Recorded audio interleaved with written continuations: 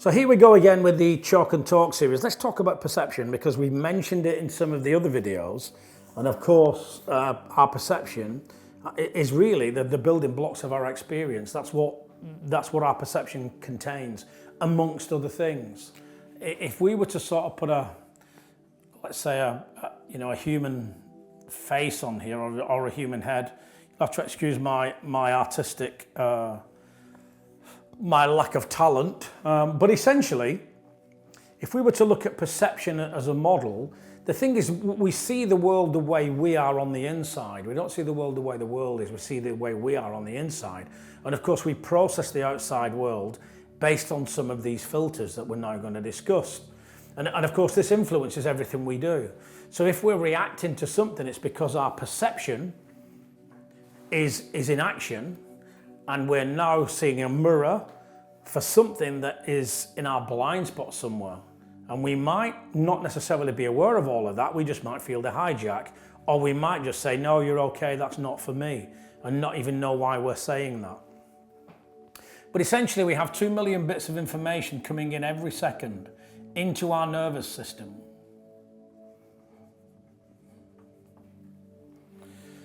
And of course, that's those 2 million bits of information, that's an awful lot of information, and it comes in through what we see, what we hear, what we feel,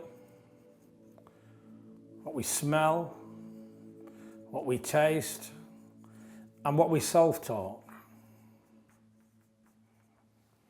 Now the mind can't possibly process that amount of information. So what it has to do, it has to delete, it has to distort, and it has to generalize. Now, if I was to say to you, focus on the little toe of your left foot, you wasn't really aware it was there until I asked you to focus on it, but it was definitely there. If you have a left foot, that is. Because I have made the mistake of asking this in the rooms with veterans where there aren't any left feet. Which is a bit awkward, but there you go, such is life, we live and learn. So if I ask you to focus on that, you're now aware of it.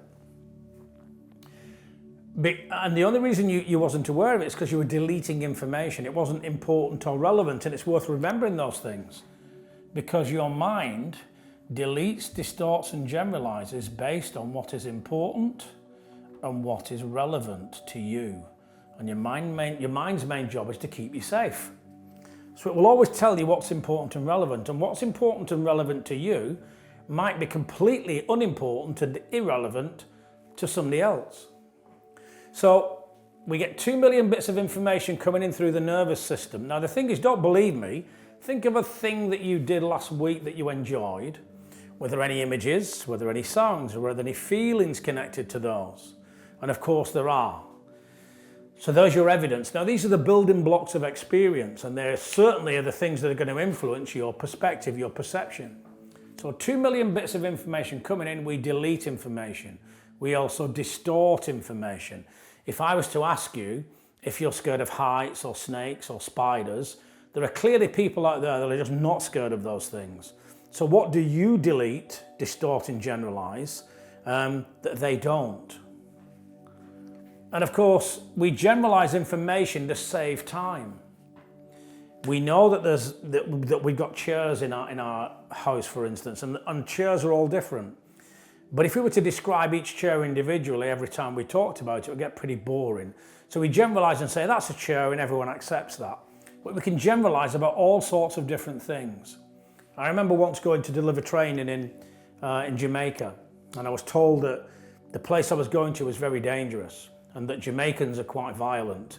That was not my experience. That's somebody else's experience, and it's based on what they focused on that was important and relevant to them. I never had so much fun in my life.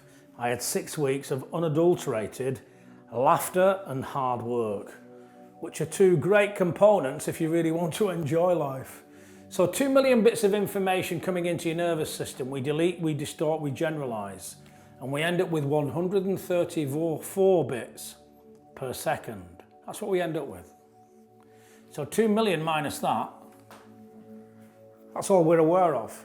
And that is our perception. That is all our awareness allows us to be aware of, based on what is important and relevant. If you've ever seen somebody scared trying to do something, try to convince them that they're not scared. It's nigh and impossible, because the only thing they can focus on is what's keeping them safe. So there's no point you trying at that point. The ultimate thing that we would do is we would work out what's making them feel unsafe, the emotions, and a transition coach would help them change that. And I've certainly done that in the arena of rugby. When people have had anxiety just before they go on, I'll go in and we'll change the anxiety, we'll help them change it. So if we were to look at 134 bits compared to 2 million, so if we were to, if this board was 2 million bits, what would 134 bits look like? It'll look like that. So when people say I know, they're the ones who often create the most hassle, because in reality, that's their perspective. All of this is still going into the nervous system. It's just that that's the only part of their experience that they are aware of. And that's the only stuff that's important and relevant to them. I mean, as a matter of interest, who do you think got you to delete, distort, and generalize? Everyone you paid attention to is the answer to that. Everyone you decided to believe. Everyone that was important and relevant to you.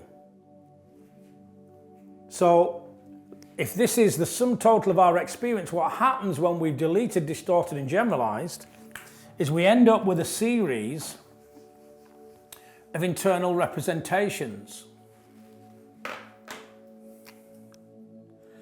We might call these IRs. Now, what happens is these interact with our physiology. So there's an interaction with these. And we end up with a state of mind.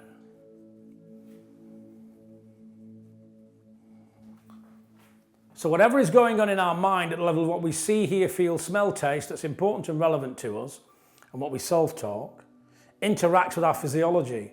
I don't know if you've noticed, but if somebody's scared, they can often adopt a certain physiology. Once these two have interacted with each other, you end up with a state of mind. What that state of mind does is it produces a set of behaviours.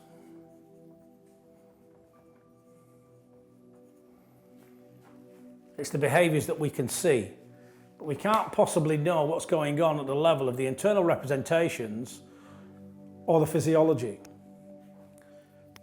So the key thing is, we have systems within Spectrum for getting rid of the stuff that stops the negative IRs from evolving and also allows the body to interact with positives. And at that point, we're choosing the state of mind we want to be in, as opposed to being in a real flipping terrible state of mind. So that then produces a set of behaviors that we're looking to use that are adaptive to achieve our goal. And of course, there are other models that explain some of the bits that go on at the level of attitude. But this is our perception. And your perception is unique to you, because you were taught to delete, distort, and generalize by those who brought you up. There is a part of your brain called the reticular activating system, your RAS, and the RAS is the bit that gets you to delete, distort, and generalize. So what I used to notice, if I was about to paddle a big river, and I had a number of students with me, and some of them might be nervous and some of them might not be so nervous. If I was to show them the crux of a river, if we were just about to shoot a rapid, and I'd say to them, okay, this is the route, I'm watching my group of paddlers, I'm watching my group of students, and I'm seeing the ones who is drawn to who. Because what the RAS does is it looks for a match at the level of frequency. And so if I'm really, really scared, and I'm not sure, who am I likely to attract? I'm likely to attract someone that's at the same frequency as me. And I don't know if you've noticed, but whenever something like this is going to happen, the confident ones tend to stand with the confident ones. The nervous ones tend to be drawn to the nervous ones. And then you sometimes get the people in the middle that are not quite sure where to go. What that allowed me to do was to put some of the confident ones at the back, and the less confident ones, I would put them closer to me, so that they would have a greater experience on the river. Now think how that applies in life. We literally get back what we put out without judgment or blame. So personal power comes from knowing that whatever you put out, you get back. I say to all of my clients, the gift you give to the world is the gift you get back. And you can apply that logic to any individual that you come into contact with. That's why it's really important that you treat people well. You treat them the way you would want to be treated. Perception. It pretty much governs everything we experience. And of course, I invite you to watch some of the perception tests that are out there on the internet, such as the Gorilla and the Whodunit. They're worth watching because it will show you that even though you believe what is going on, that really is just your perception. And you can literally create anything that you want. So someone can even come in and say, I want you to work with this person, but they're very, very difficult. And already what they've done is they've taught you to focus on something that might be difficult. That's not much use. I would say that if you let go of your ideas and you become very open-minded, then you will see things the way you see them based on your perspective. And of course, when you get into the world of calibration and behavioral measurement, you can take your perception out of this. And that's one of the first steps that we teach on the coaching programs. How to stop the hallucinations and to get into the world of calibration and measurement. So that's perception as a model. I know that it's going to be useful to you as you go along, even as a coach or even as someone that's just interested in what makes you tick. So enjoy the model and get as much from it as I certainly have whenever I work with other individuals and I want to understand what makes them tick.